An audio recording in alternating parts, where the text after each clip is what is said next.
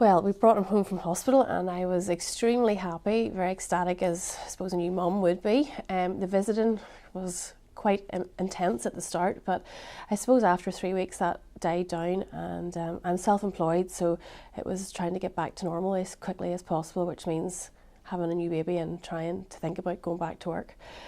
And I suppose a few weeks into that, I just didn't feel right. My husband went back to work and that absolutely scared the wits out of me, to be honest. The thought of him going back to work, not being left with a new baby, because I was absolutely fine, but everything else just, I seemed to have a comfort with Stuart being at home, and suddenly that was being taken away, and it was terrifying, to be honest. I think the pressure of wondering about work and whether I needed to go back because I didn't want my business to fail because I wasn't there.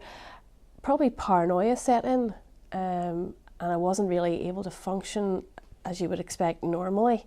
I was very anxious and stressed, probably the word, and the smallest thing just seemed to be massive. And I suppose I didn't really realise at the start what the problem actually was. I just thought it was trying to juggle too many things, and I wasn't used to it, and it would take a wee bit of time. But as the time went on, it just got worse instead of getting better. Even being in a routine of getting up in the morning and doing things didn't really help.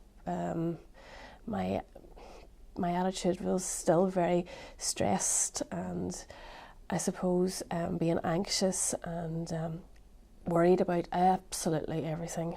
I mean, from work to home to socialising, I just didn't want to go out. It was, and I'm sure some people must have wondered what's happened. She's had a baby, but she's disappeared off the face of the earth. I just couldn't do it. I couldn't do everything, and instead of one thing given, everything gave, because I just didn't know how to cope with life. It felt like I've got this wee tiny baby who I love, and he was the nicest looking wee baby that I'd ever seen, but I was the one that was crying, and I was the one that was unhappy. And I remember saying to a couple of people, that I wasn't coping particularly well, and their answer was, but why?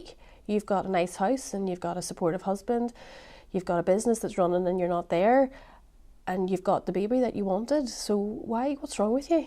And, when I look back on that now, I think I really don't need that attitude with people that are suffering like that, because it's the most special time of your life that can be absolutely destroyed. I would say talk to somebody. It doesn't have to be your health visitor or your GP. Talk definitely to your partner or to your mum that may have been through it. Although maybe mums are just too close to it, I'm not sure. But I would say definitely talk about it. The more you talk about it, the better you'll get quicker.